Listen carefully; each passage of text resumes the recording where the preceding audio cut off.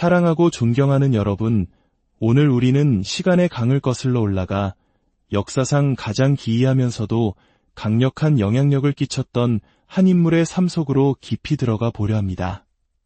그는 화려한 도시의 중심이 아닌 메마른 광야에서 외쳤고 부드러운 말이 아닌 날카로운 진실을 선포했으며 스스로를 높이지 않고 오직 한 분만을 가리켰던 사람, 바로 세례 요한입니다.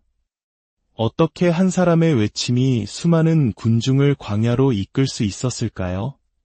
그의 설교에는 어떤 힘이 있었기에 사람들은 자신의 삶을 송두리째 돌아보고 회개의 눈물을 흘렸을까요? 오늘 이 이야기가 여러분의 마음에 깊은 울림을 준다면 하나님의 은혜가 더 널리 퍼져나갈 수 있도록 구독과 공유로 함께해 주시길 부탁드립니다. 여러분의 작은 실천이 또 다른 영혼에게 빛을 전하는 귀한 통로가 될 것입니다. 이 말씀을 듣고 나누는 모든 분들 위해 하나님의 평강이 함께하시기를 기도합니다. 이제 누가복음 3장의 말씀을 중심으로 세례 요한의 경이로운 사역의 비밀을 함께 탐구해 보겠습니다. 본문은 매우 구체적인 역사적 배경으로 시작됩니다. 로마 황제 디베료가 다스린 지 15해 본디오 빌라도가 유대의 총독으로 헤롯이 갈릴리의 분봉왕으로 있던 시절, 당시의 정치적, 사회적 상황은 한마디로 어둠 그 자체였습니다. 로마의 압제와 부패한 권력자들의 폭정 속에서 백성들은 신음하고 있었습니다. 마치 우리 민족이 암울했던 일제강점기나 전쟁 후의 폐허 속에서 한 줄기 빛을 간절히 기다렸던 것처럼 당시 이스라엘 백성들은 희망을 잃어버린 채 살아가고 있었습니다. 더욱 깊은 어둠은 영적인 침묵이었습니다. 선지자 말라기 이후 약 400년 동안 하나님께서는 어떠한 선지자도 보내지 않으셨습니다. 세대가 흐르고 또 흘렀지만 하나님의 직접적인 음성은 들려오지 않았습니다. 사람들은 약속된 메시아는 언제 오시는가? 하나님은 우리를 잊으셨는가? 라며 탄식했습니다. 매일 아침 유대인 가정에서는 이스라엘아 들으라 우리 하나님 여호와는 오직 유일한 여호와이시니 라는 세마 말씀을 자녀들에게 가르쳤지만 그들의 마음속에는 깊은 공허함과 영적 갈증이 자리 잡고 있었습니다. 바로 그 짙은 어둠과 기나긴 침묵을 깨고 한 사람의 목소리가 광야에서 터져 나왔습니다. 세례 요한이었습니다. 복음서는 그의 등장이 얼마나 기이했는지를 생생하게 묘사합니다. 그는 예루살렘 성전이나 사람이 많이 모이는 회당이 아닌 사람이 살기 힘든 척박한 광야, 해수면보다 수백 피트나 낮은 뜨거운 요단강 유역에서 사역을 시작했습니다. 오늘날의 기준으로 본다면 최악의 입지 조건이었죠. 그는 심지어 낙타털로 만든 옷을 입고 허리에는 가죽띠를 띄었으며 메뚜기와 들에서 나는 꿀을 먹으며 살았습니다. 마치 세상의 모든 문명과 부귀영화를 등진 채 오직 하늘의 메시지만을 위해 존재하는 사람처럼 보였습니다. 그의 모습은 낯설었고 그의 거처는 황량했으며 그의 생활 방식은 기이했습니다. 하지만 사람들은 유대 전역과 예루살렘에서부터 그에게로 구름처럼 몰려들었습니다. 도대체 무엇이 그들을 이끌었을까요? 우리는 그의 사역이 가졌던 경이로운 영향력의 비결을 4가지로 살펴볼 수 있습니다. 첫째, 그의 사역은 신적인 권위에 뿌리를 두고 있었습니다. 요한은 스스로 나선 사람이 아니었습니다.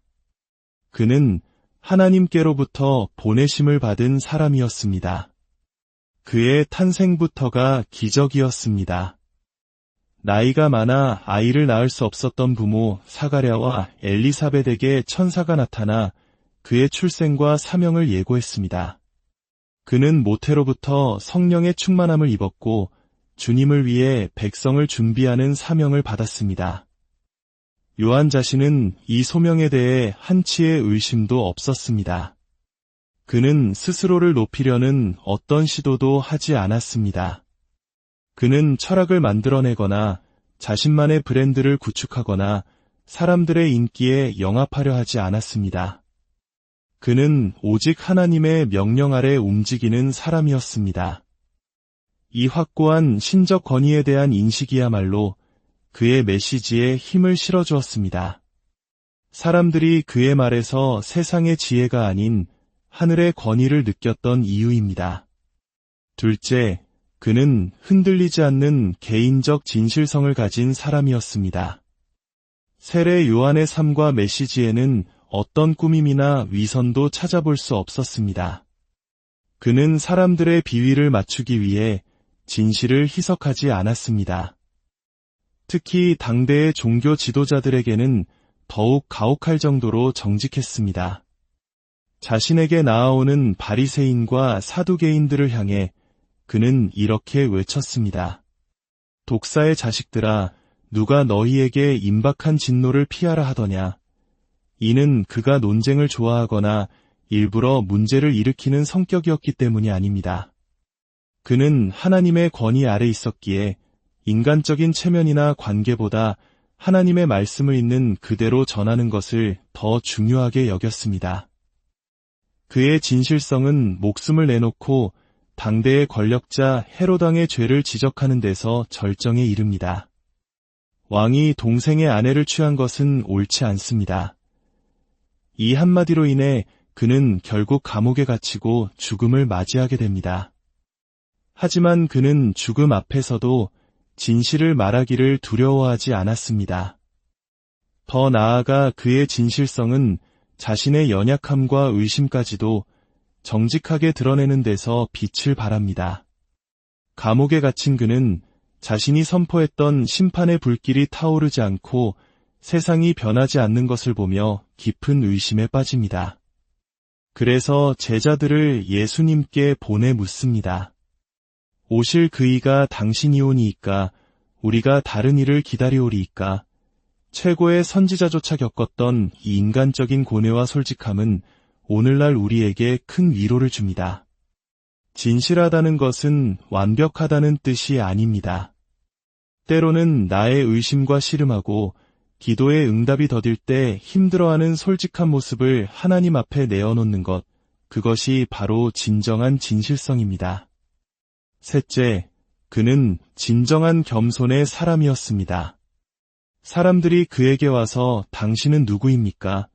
라고 물었을 때 그는 자신이 누구가 아닌지를 먼저 분명히 밝혔습니다. 나는 그리스도가 아니다. 나는 엘리야가 아니다. 그는 자신에 대한 세상의 기대를 단호히 거절했습니다. 대신 그는 자신을 이렇게 소개했습니다. 나는 광야에서 외치는 자의 소리일 뿐이다. 그는 자신이 그 목소리 자체라고 말하지 않았습니다. 수많은 소리들 중 하나, 오직 주님의 길을 예비하기 위해 잠시 사용되는 하나의 소리라고 고백한 것입니다. 그의 겸손은 그는 흥하여야 하겠고 나는 쇠하여야 하리라는 말에 모든 것이 담겨 있습니다. 그는 자신이 주인공이 아님을 정확히 알았습니다. 그는 신랑이신 예수 그리스도를 위해 길을 예비하고 사람들의 시선을 신랑에게로 향하게 한 뒤 조용히 무대 뒤로 사라져야 할 신랑의 친구의 역할을 완벽하게 수행했습니다. 그는 사람들의 발길이 자신을 떠나 예수님께로 향하는 것을 보며 질투하거나 서운해하지 않고 오히려 기뻐했습니다. 오늘날 수많은 사람들이 어떻게든 자신을 드러내고 자신의 이름과 업적을 남기려 애쓰는 세상 속에서 세례 요한의 이러한 철저한 겸손은 우리에게 깊은 가르침을 줍니다. 마지막 넷째, 그의 메시지는 핵심을 꿰뚫는 단순함을 가지고 있었습니다. 세례 요한의 메시지는 복잡하지 않았습니다. 그의 설교에는 두 개의 강력한 기둥이 있었습니다. 바로 회개하라와 예수님을 보라입니다. 그는 사람들에게 현학적인 신학 이론이나 철학을 가르치지 않았습니다. 그는 사람들의 삶을 변화시키지 못하는 지식의 나열이 아니라 영혼을 뒤흔드는 단순하고 명확한 진리를 선포했습니다. 회개에 합당한 열매를 맺으라. 보라, 세상 죄를 지고 가는 하나님의 어린 양이로다. 이것이 그의 메시지의 전부였습니다. 그의 사역의 목표는 사람들에게 정보를 제공하는 것이 아니라 살아계신 하나님과의 거룩한 만남을 주선하는 것이었습니다.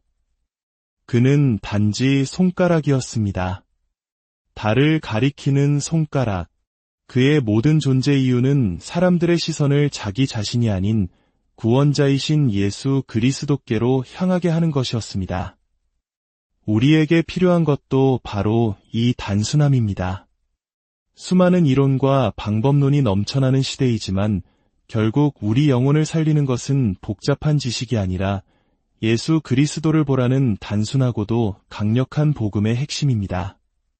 사랑하는 여러분, 우리는 지금 세례 요한의 시대와 여러 면에서 닮아있는 시대를 살아가고 있습니다. 세상은 여전히 어둡습니다. 혼란과 분열, 고통의 소리가 가득합니다. 또한 영적인 침묵이 깊어지고 있습니다. 수많은 교회의 강단들이 세상의 눈치를 보며 담대함을 잃고 성경의 권위에 대한 확신을 잃어버린 채 침묵하고 있습니다. 이러한 시대에 하나님께서는 저와 여러분을 부르십니다. 세례 요한처럼 거창한 인물이 되라는 것이 아닙니다.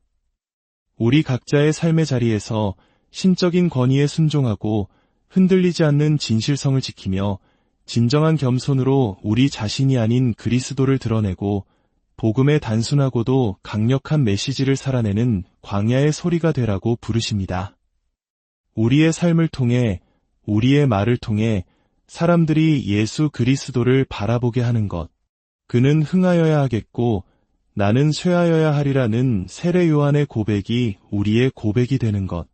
그것이 이 어두운 시대의 빛으로 살아가는 우리의 사명일 것입니다. 아버지 하나님, 질그릇같이 연약한 우리 안에 복음이라는 보배를 담아주셔서 모든 능력이 우리에게서 나지 않고 오직 하나님께 있음을 알게 하시니 감사합니다. 칠흑 같은 어둠과 깊은 침묵의 시대에 세례 요한을 보내시어 주의 길을 예비하게 하셨던 것처럼 오늘 이 시대에 우리를 사용하여 주시옵소서. 신적인 권위 앞에 순종하게 하시고 어떤 상황 속에서도 진실하게 하시며 철저한 겸손으로 우리 자신을 낮추고 오직 주님만 높이게 하옵소서. 우리의 삶이 복잡한 세상 속에서 예수 그리스도라는 유일한 소망을 가리키는 단순하고도 분명한 손가락이 되게 하여 주시옵소서. 이 모든 말씀, 우리를 구원하신 주 예수 그리스도의 이름으로 간절히 기도드립니다.